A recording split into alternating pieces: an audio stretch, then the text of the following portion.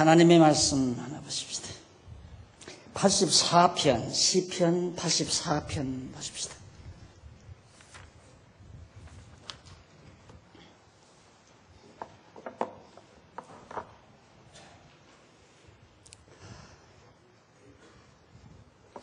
사 84편 1절.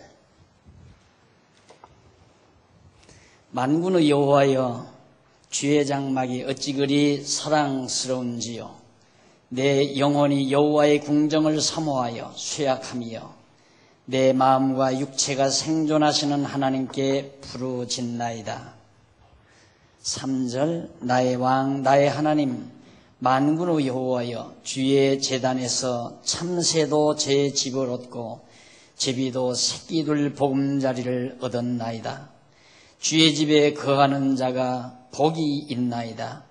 저희가 항상 주를 찬송하리이다. 4절까지 봉독했습니다.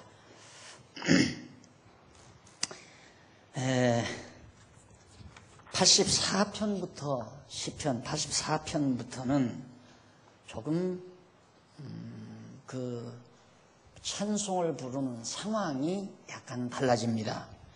그 달라진 상황은 환난 중에서 이스라엘 백성들에게 많은 환난이 임하는 가운데서도 하나님 앞에 기원하는 그런 시가 84편부터 89편까지 계속이 됩니다. 그러니까 일반적으로 환난을 당하게 되면 두 가지 현상이 크게 나타납니다. 그건 뭐냐면, 하나는 완전히 하나님을 부정하고 절망하는 사람이 나타나죠. 내가 하나님 경외하는데 왜 나에게 이런 환난이 미치는가. 그래서 그 환난에 견디지 못하고 하나님을 부인하고 좌절하는 그런 현상이 하나 나타나고, 반면에 완전히 환난 속에서도 하나님은 우리를 아주 버리지 않는다는 확신을 가지고 하나님 앞에 매달려서 간구하는 그런 현상으로 나타나게 됩니다. 그러니까 바로 하나님 부정하고 낙심하는 자들은 바로 모래 위에 집을 세운 것처럼 신앙을 그런 모래바닥 위에 세운 것과 같은 거고, 환난 중에도 하나님을 의지하고 소망 중에 하나님께 간구하는 것은 반석 위에 집을 세운 사람과 같이 견고한 신앙을 가진 자의 태도라고 생각을 합니다. 그 가운데서 84편에서부터 86편까지 전반부죠. 그러니까 89편까지가 환난 중에서 간구하는 시인데, 그 전반부는 간구시가 나옵니다. 하나님 앞에 간구시가 나오고, 후반부에서는 이제 바로 조금 다른 87편으로부터 89편은 음부의 고통 중에서 여호와의 성실하심에 대한 찬양과 구원해 주기를 바라는 간구 노래죠. 그러니까 전반부는 환난 중에서 드리게 하신 간구,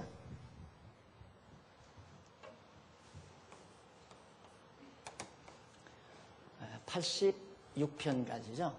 이것은 제가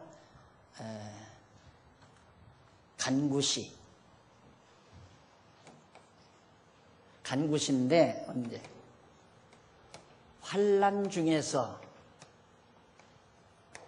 중요한 것은 드리게 하신,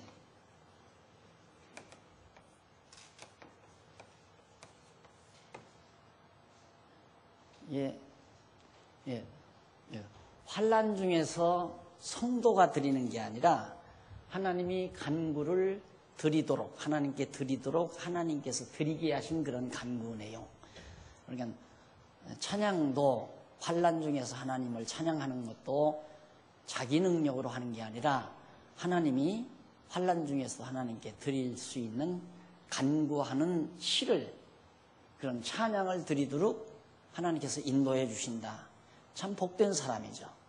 환난이 임했는데 불평과 짜증, 좌절 그렇게 빠지지 않고 하나님께서 도리어 환난 가운데서도 하나님 앞에 소망을 가지고 간구하도록 하나님의 배려를 받는 그런 내용이 1편으로, 84편으로부터 86편까지 나타나고요. 그 다음 이제 87편에서 89편, 두 번째죠. 89편. 이것은 어떤 내용이냐면, 고통 중에서, 음부의 고통 중에서 여호와의 성실하심에 대한 찬양과 구원해 주시라는 간구. 음부의 고통.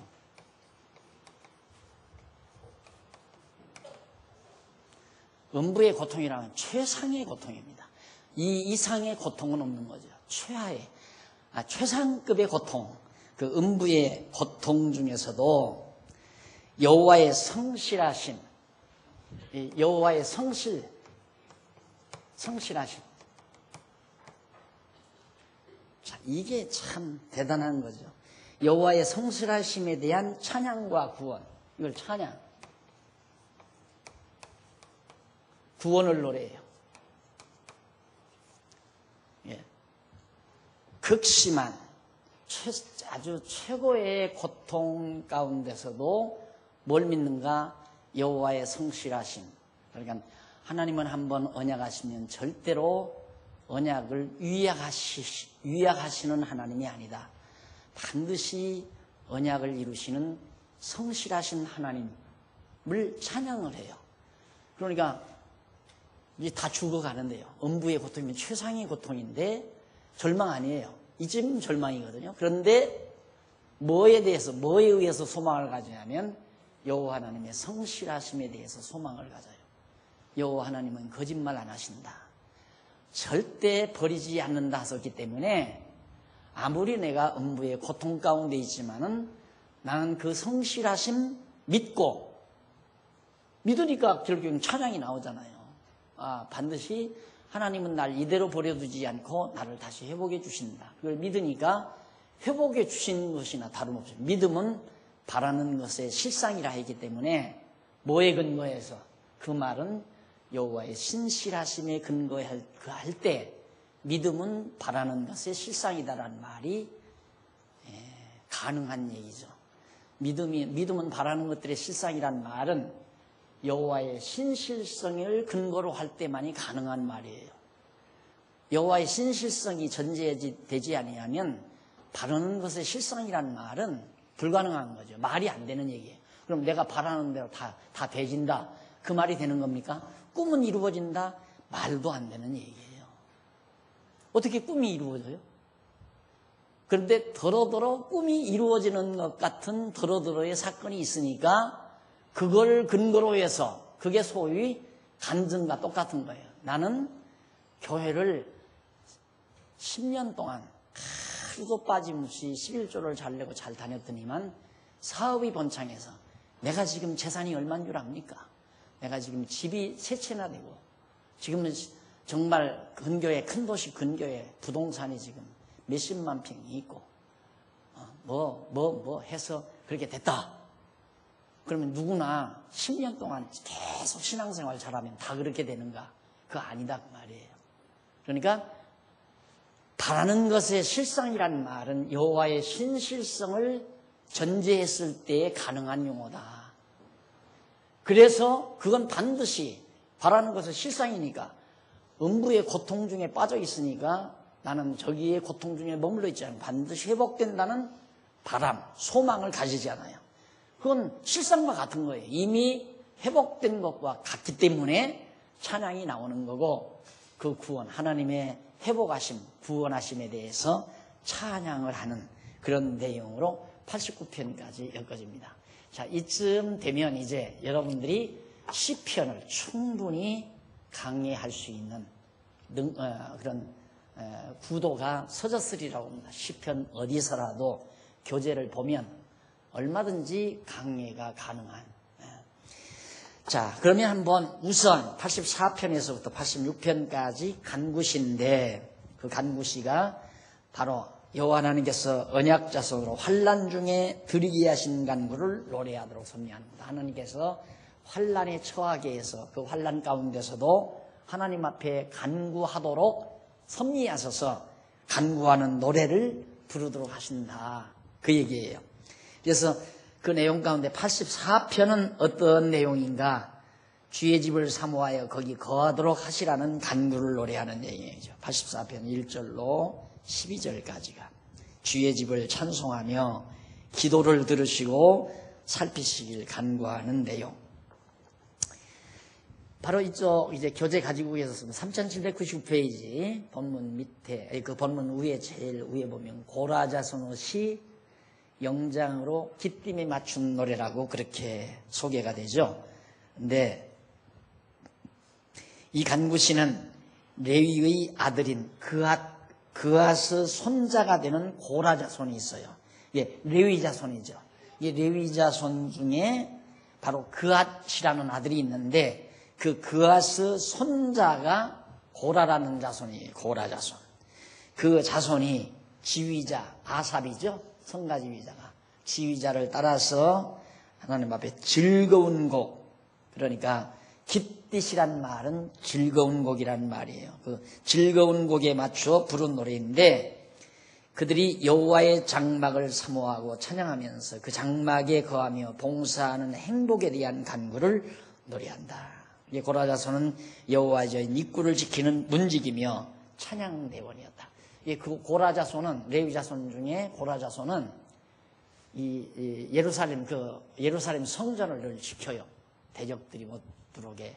그래서 대적들도 못 들어올 뿐만 아니라 그 성전을 지키기도 하고 그 자손 가운데서 이제 성전에서 찬양하는 자들도 있고요.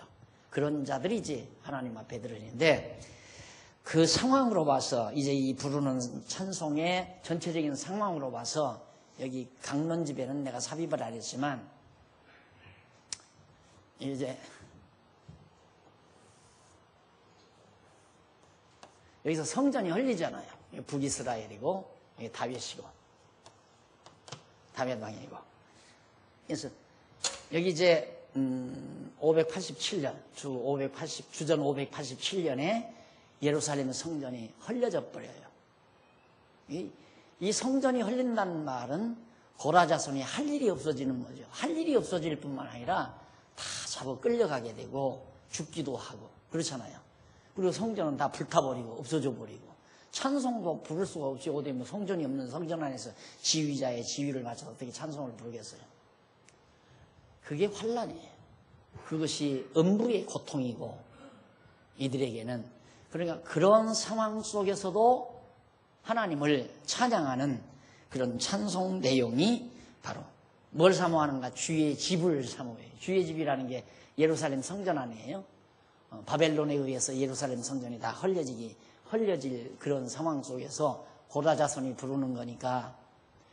근데 이미 끝났다. 이제는 성전 다 저렇게 불타버리고 없어져 버렸으니 우리 할 일도 없고 우리는 이제 망했구나. 좌절하고 절망하고 끝날 수밖에 없을 거 아닙니까? 그런데 그렇게 끝나는 게 아니라 반드시 하나님은 다시 성전을 회복해 준다. 그걸 어떻게 하는가? 이미 모세 때 하나님께서 언약하시고 그 언약대로 선지자 이사야도 그다음 에레미야도 이사야, 에레미야 두 선지자. 에레미야는 예언하잖아요. 70년 만이면 다시 돌아와서 성전을 다시 회복한다. 그러니까 여호와께서 그렇게 언약하셨기 때문에 여호와 언약하신 그 여호와 하나님이 반드시 언약대로 저 성전을 다시 회복해 줄 거라는 걸 믿고 찬양해 버려요. 그냥 예를 들면 아버지가 믿어지잖아요. 부모님 믿어지잖아요. 야, 너 장가 가야 하잖아. 내가 가야죠. 그래, 걱정하지 말아라. 내가 너 장가 가면 너 둘이 살 수 있는 아파트 하나 자그마한 거 아담한 거 마련해 놨다. 아이고 아버지 감사합니다. 아, 아빠 최고야. 우리 아빠 최고야. 아직 받지도 않았는데 찬송하잖아요. 뭐 왜? 아버지가 믿어지니까. 그런 거나 똑같은 거란 말입니다.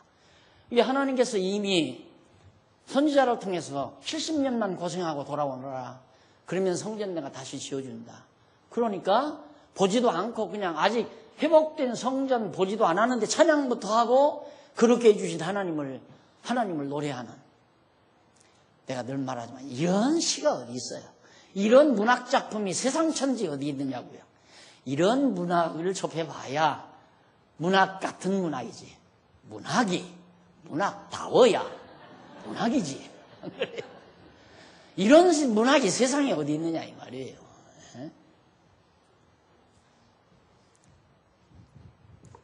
보십시다. 그러면 1절로 4절 이제 읽어드린 고라자손이 주의 집을 사모하며 주를 찬송하는, 얼마나 성전은 다 폐파돼 버리고 얼마나 사모되겠어요. 그 화려했던 솔로몬이 지었던 성전이 다 무너져 버리고 회파됐는데 그 집을 엄청 사모하면서 하나님 앞에 노래하는데, 다시 한번 읽고, 만군의 여호와여 주의 장막이 어찌 그리 사랑스러운지요. 너무너무 예루살렘 성전 하나님의 장막이 사랑스럽다 이 말이에요. 내 영혼이 여호와의 궁정, 성전을 여호와의 궁정이라고 하죠. 주의 장막이라고도 하고 여호와의 궁정이라고 하고, 그걸 사모하여 쇠약함이요. 얼마나 사모하면서 애간장이 녹았는지 내가 쇠약해졌습니다. 쇠약해졌습니다. 예. 그래서 사랑함으로 병 낫는단 말이죠. 병이 난다. 상사병이라고 그러죠. 그게. 그래서 여호와의 궁정을 사모하여 내가 쇠약하며 내 마음과 육체가 생존하시는 하나님께 부르짖나이다. 내가 이제는 더 이상 몸이 쇠약해져서 견딜 수가 없는 이런 상황 속에서 하나님께 내가 부르짖고 있습니다. 왜? 여호와의 전을 사모하는 마음 때문에. 하나님의 전을, 여호와의 궁정을 사모하다가 내가 상사병이 났기 때문에 이제 하나님께 간구합니다 이 말이에요. 3절 나의 왕 나의 하나님 만군의 여호와여, 나의 왕 나의 전능자 만군 모든 군대들을 통치하시는 여호와여, 주의 제단에서 참새도 제 집을 얻고 제비도 새끼 둘 보금자리를 얻었나이다. 주의 제단에서 주의 집에 거하는 자가 복이 있나이다. 저희가 항상 주를 찬송하리이다. 그러니까 주의 참새도 제 집을 얻고 제비도 새끼들 보금자리를 다, 그러니까 다 집이 있다 이거예요. 그런데 우리는 지금 집이 다 회파됐으니 집이 어디 있습니까? 이런 얘기예요. 예. 그렇기 때문에 우리가 정말 거처할 수 있는 진정한 처소는 주의 집, 여호와의 궁정이라고 합니다. 거기만이 우리가 진정 거할 처소입니다. 그러면서 거기에 거하는 자가 참으로 복이 있나이다. 우리가 예수를 그리스도로 믿고 그리스도의 몸된 교회로, 집으로, 성전으로 지어져 간다는 이 행복, 즐거움, 이걸 모르죠. 우리가 잊어버리고 살 때가 많아요. 내가 주님의 몸된 교회, 장안중앙교회 한 멤버가 됐다. 내가 장안중앙교회로서 교인이 돼서 하나님의 집을 세워갈 수 있다는 것. 그래서 그 집을 세우고 하나님을 모시고 사는 거 아니에요. 여호와의 집이니까. 그게 이제 성전인데, 우리가 짓는 성전은 벽돌로나 대리석으로나 무슨 나무로 짓는 집이 아니라 우리가 짓는 집은 우리 자신으로, 우리 신앙적인 인격으로 지어가는 집이란 말입니다. 오늘 또 부산에서 오신 어느 집사님이 부산에 교회 하나 세웠으면 참 좋겠다는 심정을 토로하는 말씀을 들었어요. 아마 그 집사님은 여러분들이 참 행복하게 보일 겁니다. 그 집사님만 그런 게 아니에요. 이 지방에 계신 모든 각 우리 도회사나 성모님들 소원이 지금도 우리 교회로 오고 싶어서 교회 세워놨는데도 거기에 다 때려치고 우리 교회로 오고 싶다 이거예요. 우리 교회 암만 벌어도. 그 말은 장안중앙교회 성도님들은 얼마나 행복할까. 근데 우리는 그만큼 행복을 못 느낀다면 문제가 보통 문제가 아니에요. 이건 심각한 거죠. 죽중 환자로 봐야 돼요. 이 행복, 우리가 서로 아는 것과 믿는 성도들이 함께 모여서 교회를 이루고 노회를 이루고 이제는 총회까지 이루려고 하잖아요. 진짜 요즘 흥분된다니까요. 나는 교회나 하나님이 세워줄라나 교회도 자신 없었던 사람이에요.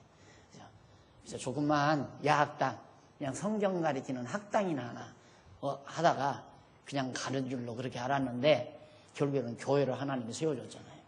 대치동 있을 때가 만든 학당이에요. 그냥 모여서 성경만 가르쳤죠. 뭐 어떻게 할 수가 없으니까. 이게 성경 학당 아니에요? 그런데 여기 와서는 당회가 구성이 되고 재직회가 아주 빠듯하게 돼서 잘 운영이 되고 각자 받은 은사 따라 막 주일날, 토요일날부터 주일날까지 그냥 이모 저모로 구석에서 집에서는 설거지도 안 하는 양반들이 화장실 들어가서 화장실 청소하는 여집사님들, 여자 권사님들 보면 부끄러움이 쳐다보인다니까. 저 양반들 집에서 남편하고 같이 있으면 여보 당신 화장실 청소해. 남편들 부려먹을 양반들이 교회 와서는 손수 그냥 박박 화장실 바닥에 엎드려서 청소하는 거 보면 저거 누가 저렇게 만들었나. 박 목사가 무슨 재주로 그렇게 만들어요. 완전히 그리스도의 사랑에 감동되고 정말 이 교회를 세웠다는 기쁨과 평강이 그렇게 할 수 있는 봉사정신도 발휘되게 하고, 사실 이 교회를 세우고 주님과 더불어 주님의 지체로 살아간다는 기쁨, 한번 상상해봐요. 이거 이때 솔로몬이 지어놓은, 이 시대에 솔로몬이 지어놓은 성전, 그 하나님이 지금 다 헐어버리잖아요. 별것도 아니에요. 그런데 우리가 지은 성전은 이건 그림자고, 그렇죠? 이때 지은 건 그림자고, 지금 예수님 오신 이후 지금 우리가 세운 교회, 이 신앙, 우리 시대 21세기 지금 오늘 사는 우리들이 세워놓은 이 교회는 진짜란 말입니다. 진짜. 이건 짝퉁도 아니야. 그림자지. 이건 진짜 실체란 말입니다. 근데 이런 그림자 놓고도 그렇게 사모해서 상사병이 났다는데 어떻게 이 아름다운 교회를 이뤄놓고 사랑하는 마음이 안 생길까? 병나기까지는 사랑 안 해도 좀 사랑은 해야 할 거 아니에요. 안 그래요? 예? 고라자손들이 그처럼 저 성전을 사모하고 그리워하고, 그래서 자기 영혼이 여호와의 궁정, 곧 자기가 임무를 수행하는 주의 장막이죠. 여호와의 궁정이라는 게 정말 병이 나서 쇠약해졌습니다. 그래서 내 마음과 육체가 생존하시는, 얘기가 참 힘있죠. 생존하시는, 살아서 존재하시는 하나님께, 생존하시는 하나님께 내가 지금 부르짖습니다. 이 연약한 아픔을 하나님 앞에 하소연합니다. 나의 왕 나의 하나님 만군의 여호와여, 주의 제단에서 또 주의 집에 거하는 자가 복이, 왜 참새도 제 집을 얻고 제비도 제 새끼 둘 보금자리가 있는데 정말 우리는 거처할 수 있는 하나님의 집, 하나님의 집에 살아야 되는데 우리는 지금도 관심이, 우리 식구, 3식구, 5식구, 6식구 편안히 살 수 있는 아파트만 한 채 있으면 정말 여한이었겠다. 그러고 살았잖아요. 근데 그거 있어가지고는 살 수 없는 게 우리 아니에요. 우리 가족들이 늘 잠자고 먹고 사는 아파트만 있어서 사는 게 아니에요. 집이 있어서 살 수 있는 존재가 우리는 아니란 말입니다. 그건 설령 누더기 같아도, 그건 설령 오두막 같아도 우리가 지어가는 이 아름다운 성전, 하나님의 자녀들이 서로 믿는 것과 아는 것이 하나 된 성도들이 지어가는 이 주님의 거룩한 성전, 진짜 성전이 우리가 거처할 수 있는 참 처소다. 그래서 사모한다 하는 얘기죠. 그러면서 5절로부터 그 이하 9절까지 보면 시온에서 드리는 기도를 들으시고 살피시라는 간구를 노래합니다. 하나님이여, 예루살렘에서 우리가 하나님께 드리니 이 기도를 들으시고 우리를 살펴주십시오. 고라자손은 주께 힘을 얻고 마음에 시온의 대로, 곧 시온에 있는 여호와의 장막을 향하여 가는 큰 도로.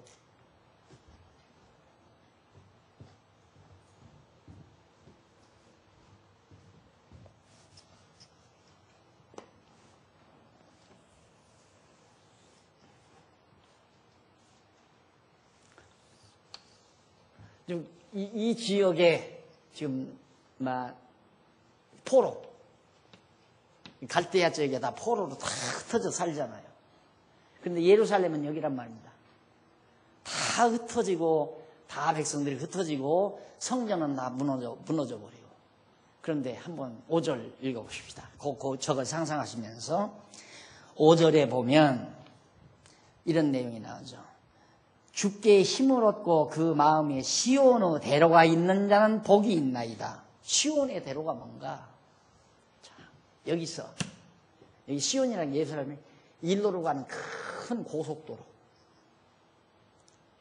이것이 마음에 이 포로 생활 도중에서 일로로 갈 수 있는 마음의 심령 속에 이 대로를, 이 고속도로와 같은 큰 길을 가지고 있는 사람은 복이 있나이다.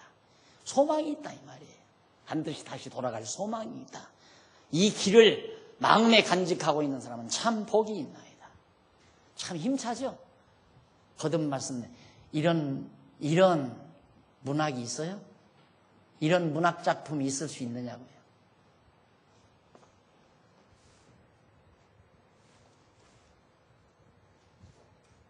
그래서 나는 지금까지 내가 약간 예능에 대한 관심, 문학에 대한 관심 많잖아요. 그쪽에 소질이 있잖아요. 그런데 이날껏 내가 시집을 하나 사서 지금까지 본 것은, 내가 사서 본 것은 함석헌 씨가 썼던 수평선 너머라고 하는 시집이 하나 있었어요. 이렇게 두꺼운 건데. 그거의 책이 다 닳도록 내가 읽은 사람이에요. 시집을. 수평선 너머라고 하는 시집. 나 한참 자라날 때, 사춘기 때. 그걸 또 읽고, 또 읽고.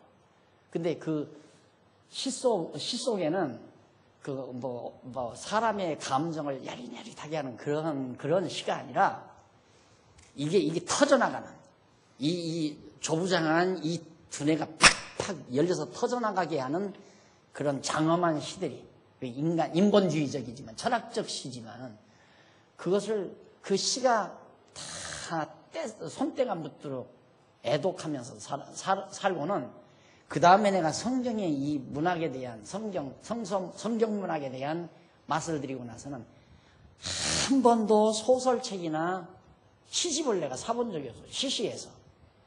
딱 제목 보고 내용 몇 개 읽어보면 질질 우는 거. 뭐 고독을 노래하고, 사랑을, 인간의 야리한 본성적인 사랑을 노래하는 그런 얘기들. 그런 얘기들은 저 초등학생들이나 읽어야지, 나로서는 그거 읽을 맛도 없거니와 재미가 없으니까 못 보죠. 근데 선물로 많이, 동료들이나 후배들이나 이런 사람들이 자기들이 시집을 만들어서 보내오는 거 있는데, 내가 왜 이런 사람들한테 이런 시를 받아야 되나 하는 창피감도 들고 그래요. 내 곁에 있는 사람이라고 이런 시를 쓰면 안 되는데. 그런데 사실 이 성서문학이라고 하는 게 그냥 우리가 일반적인 학문적 용어로 말하면 이게 이제 성서문학에 관한 거거든요. 대단한 거예요. 어쨌든 대단한 거예요. 그래서 읽고 이해하면 이해할수록 사고가 깊어지고, 그리고 우리의 두뇌의 그 폭이 막 터져나가고 정리가 되고 가지런히 가다듬어지고, 이게 참 너무너무 위력 있는 살아있는 말씀이죠. 살아있는 문학이고. 그러니까 그 마음 속에 주께 힘을 얻고 그 마음에 시온의 대로가 있는 자는 복이 있나이다. 저희는 그러니까 이걸 두 바꿔서 번역을 해도 상관이 없어요. 그 마음에 시온의 대로가 있어 주께 힘을 얻는 자는 복이 있나이다. 마음속에 우리는 언젠가는 다시 하나님의 언약하신 여호와의 언약의 말씀대로 우리는 예루살렘에 다시 돌아가서 회복된 성전에서 하나님을 찬양하고 노래할 날이 있다는 확실한 소망을 현실처럼 믿고 힘을 내는 사람, 그 사람이 참으로 복 있는 사람이다. 그래서 이 여호와 하나님을 믿는 신앙 안에서 이 희망, 소망을 가지고 사는 사람은 좌절이라는 게 있을 수가 없잖아요. 어떤 경우도. 오뚝이라는 게 있죠. 이거 쓰러뜨리면 또 일어나고, 쓰러뜨리면 일어나고. 쓰러뜨린 게 아니에요. 쓰러뜨리려고 넘어뜨리지만 안 넘어지는 거예요. 다시 일어나지. 여호와 하나님의 성실성을 믿는 자의 삶이 그런 삶이죠. 그렇게 되져야 되고. 그러니까 이거 절망할 만하죠. 다 폐허되고 불타버리고 다 끌려가서 이제는 나라도 없고 통치자도 없고 여기저기 무더기 다 흩어놨으니 단결력도 없고 소망이 없잖아 이제. 그런데도 마음에 시온의 대로가 있어 주께 힘을 얻는 자는 복이 있나이다. 날들어 번역하라면 그렇게 번역하겠어요. 자, 그 다음 5절에서 이제 그렇게 말씀 나오고요. 6절, 너희는 눈물 골짜기로 통행할 때에 그곳으로 많은 세무곳이 되게 하여 이른 비도 은택을 입히나이다. 여기가 이제 실제로 지도를 보면 일이 산맥이에요. 이렇게 쫙 산맥이 있어 막 골짜기들이 이렇게 되어 있어요. 레바논 산 여기를 기점으로 해서 막 쫙 산맥으로 이어져 가지고, 그러니까 이건 그냥 하나님께서 비를 내리지 아니하시면 메마를 수밖에 없어요. 농사가 안 되고. 그런데 이른 비와 늦은 비, 이른 비는 씨앗이 나서 자라게 하는 비, 늦은 비는 열매를 아주 토실토실하게 여물게 하는 비, 그런 비를 하나님께서 적당한 시기에 내리시기 때문에 아주 비옥하게 모든 과목이나 열매들이 잘 맺도록 하나님께서 그렇게 땅에도 은택을 입히십니다. 그걸 믿어버려요. 지금 다 망하고 흩어져서 가가지고 그걸 어떻게 믿느냐 이 말이에요. 믿는 건 여호와의 신실성을 근거로 해서 이런 찬양을 부르게 된다. 그러면서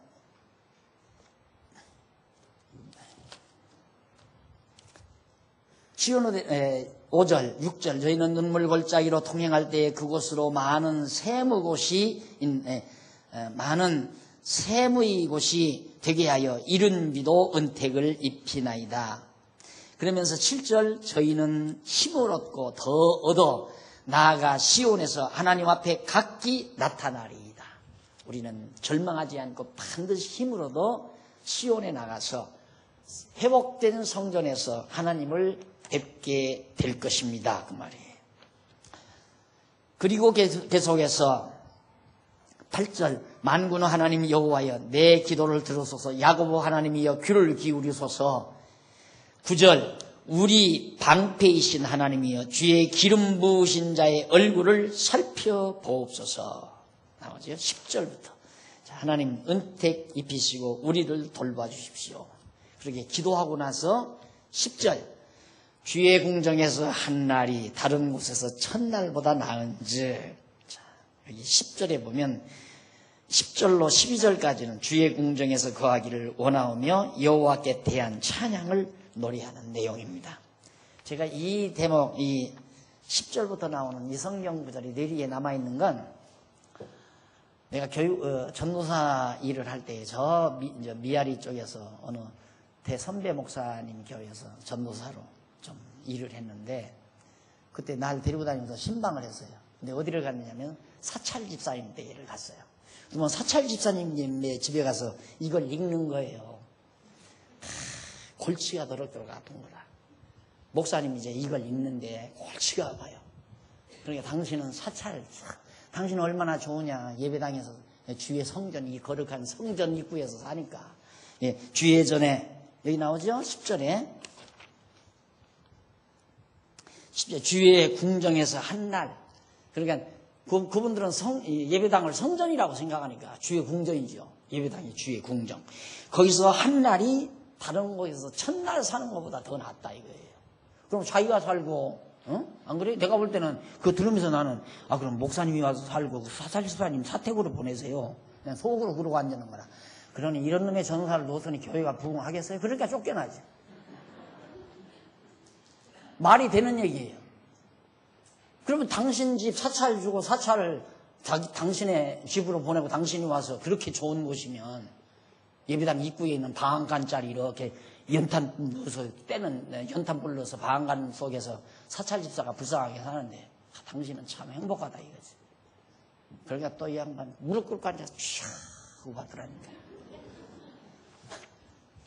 우린 그게 아니죠. 정말 여러분 이렇게 우리가 하나님의 전을 이루고 성전을 이루고 믿는 것과 아는 것이 하나 된 우리가 이렇게 함께 모여서 같이 주의 이름을 찬양하고 성호를 찬양하고 진리와 함께 기쁨을 같이 하고 서로 의논하면서 선한 일 도모하고 성도의 아름다운 진지한 사랑의 친교를 나누고, 얼마나 좋아요. 여러분, 세상에서의 다른 모임은 조금 아는 척하고 친절한 척하면 딱 전화해서 잘 있었어? 요즘 다 집안 무고하고 또 하는 일 잘 되지? 그런 거 무슨 돈 좀 있으면 한 500만 원 좀 뽑아주지? 이 말 하려고 전화하는 거예요. 우리 교인들은 그건 없잖아요. 꿔달라는 것도 없고 징징대는 것도 없고 남 피해 주려는 것도 없고 부담스러운 것도 없고 자기 돈 내서 밥을 사주면 사주고 자기 돈 내서 음식에서 대접하면 대접했지 남에게 부담스럽게 하는 일 없잖아요. 세상에 이런 친구들이 어디 있어요. 그리고 즐겁고 서로 부담 안 주니까 즐거운 거예요. 서로 사람이 가깝게 하는 유일한 아주 중요한 하나의 그 핵심은 사람을 오래도록 같이 정말 친교를 나누고 서로 가까이 하며 사는 중요한 그 핵심은 부담 안 주는 거예요. 그리고 만나면 편안하게 해주고 부담 주지 말고 편안하게 해주고 그러면 죽는 날까지 그냥 친구 되는 거예요. 돈 없으면 밥 안 사줘도 상관없어요. 밥 사준다고 친한 게 아니에요. 밥 사준다고 친하면 밥 사주면 가까이 했다. 안 사주면 안 와요. 나 이제 너 사. 나만 만나 무슨 봉이냐? 너도 나 밥 좀 사. 그러면 할 수 없이 한두 번 샀다가 그놈 만나면 또 밥 사라고 하니까 안 나가야 되겠다. 안 나와요. 여러분, 우리가 그리스도 안에서 만나서 예수를 주로 모시고 머리로 모시고 이렇게 하나님의 전을 이루고 사는 이 삶이 다른 곳에서 한평생 사는 삶에 비교가 안 되는 거죠. 즐겁잖아요. 여러분 주일날 무엇 때문에 교회 옵니까? 내가 그러잖아요. 즐거우면 오시고 즐겁지 않으면 뭐하러 옵니까 여기? 부담스러운데 뭐하러 와요? 오면 즐겁고 보고 싶은 사람 만나서 좋고 서로 함께 마음 모아서 선한 일 도모하고 정말 그리스도 안에서 주를 사랑하고 진리를 깨달아가면서 이 생활이 우리의 삶의 활력소가 된다는 건 더 말할 것도 없잖아요. 여러분 내가 보니까 그건 뭐 겨우 개척해가지고 몇십 명 모여서 교회 생활을 하다가 교회가 어려워지니까 완전히 병 나는 걸 내 눈으로 많이 봤어요. 병이 나버려요 그냥. 세상 사는 재미가 하나도 없대요. 살맛도 없고. 그러다가 보면 이제 우울증 환자가 되는 거예요. 우리는 이렇게 이루고 사니까 이 소중함을 망각해서는 안 됩니다. 여기에서의 한날이 이렇게 우리 하나님의 거룩한 전을 이루고 사는 이 삶의 한날이 다른 곳에서의 첫날보다 낫다는 사실이 실감나게 우리에게 다가와야 되죠. 자, 이래서 이제 10절부터 그렇게 이제 노래하면서 줬사오니 11절 여호와 하나님은 해요 방패시라. 여호와 하나님은 나의 해가 되시고 방패 대적들이 오는 걸 막아주는 여호와께서 은혜와 영화를 주시며 정직히 행하는 자에게 좋은 것을 아끼지 아니할 것입니다. 여기서 정직히 행한다는 이 말, 정직히 행한다는 이 말도 윤리적이고 도덕적인 것이 아니라 거기 나오죠. 800페이지, 3800페이지 밑에서부터 8째 줄 중간에 보시면 정직히 행하는 자, 그게 뭐냐? 곧 시온에서 여호와만을 의지하고 섬기는 자에게 그 말이에요. 그렇게 생각해요. 정직히 행하는 자에게 여기서 시온에서 시온 여기 와서 장차 돌아와서 여기서 하나님의 뜻대로 행하며 살아가는 자, 그걸 정직히 행한다고. 이게 정직히란 바르게, 올바르게 그런 얘기예요. 올바르란 말은 하나님의 뜻대로 행하는 걸 올바르다고 그러잖아요. 그렇게 이해를 하시면은 이 시가 훨씬 더 쉽게 우리 안에 다가오리라고 생각합니다. 그러면서 정직히 행하는 자에게 좋은 것을 아끼지 아니할 것이라. 은혜와 여호와께서 은혜와 영화를 주시며 정직히 행하는 자에게 좋은 것을 하나님께서 아끼지 아니하실 것임이니이다 라는 얘기입니다. 그런데 여기서 이제 그 11절 여호와 하나님은 해요 방패시라. 여호와께서 은혜와 영화를 주시며 정직히 행하는 자에게 좋은 것을 아끼지 아니하실 것임이니이다 라는 얘기예요. 문지기로 지키는 것이 좋사오니 11절 여호와는 해요. 그런데 11절 초두에 이쪽에 3800페이지 밑에서부터 5째 줄 앞부분에 보시면 히브리어 키라는 말 나오죠. 거기 붙어 있어요. 11절 초두에 키, 왜냐하면 뜻이죠. 왜냐하면 그런 접속사가 붙어 있거든요. 그러니까 왜 여호와의 집에 거하는 것이 다른 곳에서 첫날보다 낫고 문지기로 있는 것이 왜 좋은가? 그 까닭은 왜냐하면 하나님은 해고 그다음에 방패시고 여호와께서 은혜와 영화를 주시며 정직히 행하는 자에게 좋은 것을 아끼지 아니하실 것임이니이다. 그렇기 때문에 하나님께서 아끼지 않기 때문에 행복할 거다 그 말이에요. 그런데 그 키라는 그걸 번역하지 아니하면 우리가 정직히 행하면 하나님이 모든 것 풍성히 준다. 이렇게 번역될 가능성이 얼마든지 있죠. 앞에 키를 왜냐하면이라는 말을 넣지 아니하면. 그러니까 10절과 11절을 합틀려서 왜 주님의 문지기로 사는 것, 성전에서 하루 사는 것이 여호와의 공령에서 한 날이 첫날보다 나은가? 그 까닭은 왜냐하면 하나님께서 모든 걸 좋은 것을 다 주실 것이기 때문에 이렇게 여호와의 전 여기에서 하나님 섬기고 찬양하며 이렇게 이제 정직히 행하는 거거든요. 하나님의 정하신 뜻 따라 찬송하고 여호와의 전을 지키고 이런 일들. 고라 자손들이 바로 그 일을 행하는 거니까. 이게 정해준 그런 일들 고라 자손들이 행할 때 하나님께서는 모든 좋은 것을 아끼지 않고 그들에게 공개해 주실 것이기 때문에 첫날보다 한 날이 여호와의 궁정에 거하는 한 날이 훨씬 좋다라고 그렇게 찬양을 하고 있는 겁니다. 그러면서 12절 만군의 여호와여 주께 의지하는 자는 복이 있나이다. 당연히죠. 당연한 거죠. 여호와의 언약 신실하심에 완전히 의지하고 여기 다 흩어져서 다 절망하고 소망 가운데 없는 것 같지만은 언약대로 70년 후면 반드시 회복해 주신다는 여호와의 말씀, 그 신실하심을 믿고 의지하는 자는 참으로 복이 있는 자다. 그 다음 이제 85편 나오는데 한 장 더 하기도 시간이 요즘 드네요. 85편 1절로 13절 이 85편은 은혜로 죄를 사하셨으니 노를 거두어 주시라고 하나님 앞에 간구하는 내용입니다.